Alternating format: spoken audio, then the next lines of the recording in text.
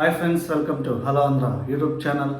దశాబ్దాలుగా రాజకీయ సామాజిక అంశాలతో ముడిపడి వివాదాస్పదంగా ఉన్నటువంటి ఎస్సీ వర్గీకరణకి తెరపడిందనే చెప్పుకోవాలి. దీనికి ప్రధాన కారణం సుప్రీంకోర్టు 7 సభ్యులతో కూడినటువంటి ధర్మాసనం ఎస్సీ వర్గీకరణ అనేది ఎంత వీలైతే అంత తొందరగా అమలు చేయండి అని చెప్పేసి కేంద్రానికి సూచన అనేది చేయడం జరిగింది.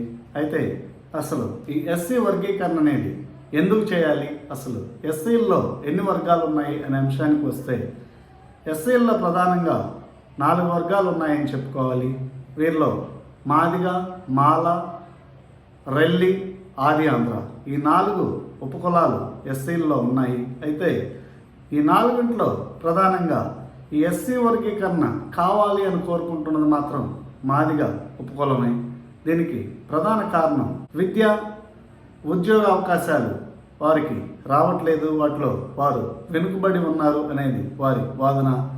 వారు సంఖ్యాబలంగా ఎక్కువ ఉన్నప్పటికీ కూడా వారికి రిజర్వేషన్లో తగినంత ప్రాధాన్యత అనేది లభించట్లేదు అనేది వారి వాదన.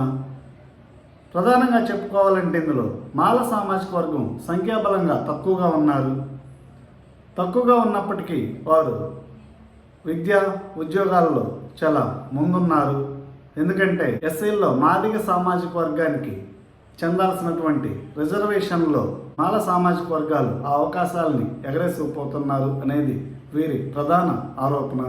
ఇందులో భాగంగానే 1990లో నారా చంద్రబాబు నాయుడు గారు ఉమ్మడి రాష్ట్ర ముఖ్యమంత్రిగా ఉన్నప్పుడు కుప్పం నుంచి హైదరాబాద్ వరకు దాదాపు 160 కిలోమీటర్ల మేర మాదిగ రిజర్వేషన్ పోరాట సమితి వాళ్ళు అనగా ఎంఆర్పిఎస్ వాళ్ళు ఒక పాదయాత్రనే చేసి నారా చంద్రబాబు నాయుడు గారికి ఒక విజ్ఞప్తి చేయడం జరిగింది. అయితే ఆ విజ్ఞప్తిని సావధానంగా అంగీకరించి అప్పట్లో నారా చంద్రబాబు నాయుడు గారు కేంద్రానికి కూడా విన్నవించడం జరిగింది, ఎస్సీ వర్గీకరణ అనేది చేయాలి అని.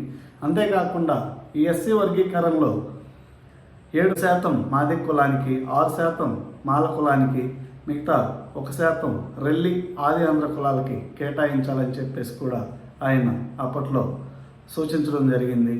అయితే అసలు ఈ ఎస్సీ వర్గీకరణ చేస్తే ప్రధానంగా లబ్ధి పొందేది ఎవరు అనే అంశానికి వస్తే మాదిగలు ఆరోపించినట్లుగా అనగా మందకృష్ణ మాదిగ గారు, ఆయన ఎంఆర్పిఎస్ అధ్యక్షులు, ఆయన ఎప్పటి నుంచో ఎస్సీ వర్గీకరణ అనేది అమలు చేయాలని చెప్పేసి డిమాండ్ చేస్తున్నారు. దానికి సంబంధించి ఆయన ఒక ఉద్యమం కూడా చేయడం జరిగింది. అయితే 2014-19 మధ్య కాలంలో నారా చంద్రబాబు నాయుడు గారు ఎస్సీ సబ్ ప్లాన్ అనేది ఆంధ్రప్రదేశ్ రాష్ట్రంలో అమలు చేయడం కూడా జరిగింది. అయితే తెలుగు రాష్ట్రాల్లో గమనిస్తే ప్రధానంగా తెలంగాణలో ఎస్సీల్లో మాదిగలు ఎక్కువ సంఖ్యలో ఉన్నారని చెప్పుకోవాలి. వీరిలో కూడా అత్యధికులు హిందూ మతాన్ని ఆచరిస్తున్నారు. మనకి ఉదాహరణ చెప్పుకోవాలంటే మోత్కుపల్లి నరసింహులు గారు, ఆయన తెలుగుదేశం పార్టీలో చాలా సీనియర్ నాయకులుగా కూడా ఉన్నారు. ఆయన కూడా ఎస్సీ సామాజిక వర్గానికి చెందినవారే. ఇంకొకరు కడియం శ్రీహరి గారు, ఆయన కూడా ఎస్సీ కేటగిరీకి చెందినవారే. ఎస్సీ కేటగిరీలో కూడా మాదిగ సామాజిక వర్గానికి చెందినవారు. ఈ ఉదాహరణలన్నీ కూడా ఎందుకు చెప్పుకోవాల్సి వచ్చిందంటే ప్రధానంగా తెలంగాణలో ఎస్సీ కేటగిరీలో మాదిగ ఉపకులాలే ఎక్కువ ఉన్నారని చెప్పుకోవాలి. ఆ తర్వాత ఆంధ్రప్రదేశ్లో గమనిస్తే ఆంధ్రప్రదేశ్లో ఎస్సీలో మాదిగ, మాల 2 కూడా సమానంగానే ఉన్నారని చెప్పుకోవాలి. ప్రధానంగా గమనిస్తే ప్రకాశం జిల్లా నుంచి రాయలసీమ వరకు మాదిగ సామాజిక వర్గం వారు ఎక్కువగా ఉన్నారు. గుంటూరు మొదలుకొని శ్రీకాకుళం వరకు గమనిస్తే ప్రధానంగా గోదావరి జిల్లాల్లో మాల సామాజిక వర్గం అత్యధికంగా ఉన్నారని చెప్పుకోవాలి. అయితే తెలంగాణలో ఈ ఎస్సీ సబ్ ప్లాన్ అనేది అమలు చేస్తే అత్యధికంగా మాదిగ సామాజిక వర్గం వారు దీనివల్ల లాభపడతారని చెప్పుకోవాలి. ఇక ఆంధ్రప్రదేశ్ విషయానికి వస్తే ఇక్కడ ఎవరికి పెద్దగా లాభం ఉండకపోవచ్చు అని చెప్పుకోవాలి. ఇక రాజకీయంగా గమనిస్తే తెలంగాణలో ఎప్పటి నుంచో పాగా వేయాలని చూస్తున్నటువంటి భారతీయ జనతా పార్టీకి ఈ అంశం కలిసి వస్తుందని చెప్పుకోవాలి. అయితే వాళ్ళ ఆశల మీద నీరు చల్లే విధంగా తెలంగాణ ముఖ్యమంత్రి రేవంత్ రెడ్డి గారు కూడా వెనువెంటనే ఎస్సీ సబ్ ప్లాన్ని అమలు చేస్తామని చెప్పడం కూడా ఒకంత ఆశ్చర్యానికి గురిచేసిందని చెప్పుకోవాలి. ఎందుకంటే ఆ క్రెడిట్ అంతా కూడా కాంగ్రెస్ తన ఖాతాలో వేసుకోవాలని చూస్తుంది. అయితే అసలు ఎప్పటి నుంచో ఈ ఎస్సీ సబ్ ప్లాన్కి బాధ్యుడు ఎవరు అనే విషయానికి వస్తే నారా చంద్రబాబు నాయుడు గారు అని చెప్పుకోవాలి. అందువలన ఒకవేళ తెలంగాణలో తెలుగుదేశం బీజేపీ కలిసి పోటీ చేస్తే రాబోయే ఎన్నికల్లో ఈ ఎస్సీ వర్గీకరణ వల్ల లాభపడే అవకాశం కూడా ఉందని చెప్పుకోవాలి. ఇక ఆంధ్రప్రదేశ్ విషయానికి వస్తే ఇక్కడ పెద్దగా మాదిగా ఎవరికి కూడా పెద్దగా బెనిఫిట్ ఉండకపోవచ్చు అని చెప్పుకోవాలి.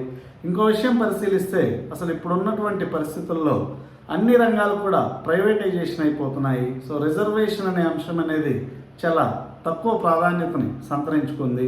రిజర్వేషన్లు ఉన్నప్పటికీ కూడా ప్రభుత్వ ఉద్యోగాలు అనేవి ఎక్కువ సంఖ్యలో నోటిఫికేషన్ అనేది ఇవ్వనప్పుడు దానివలన ఎవరికి పెద్దగా ఉపయోగపడదు అనే అంశం కూడా మనం గమనించాలి.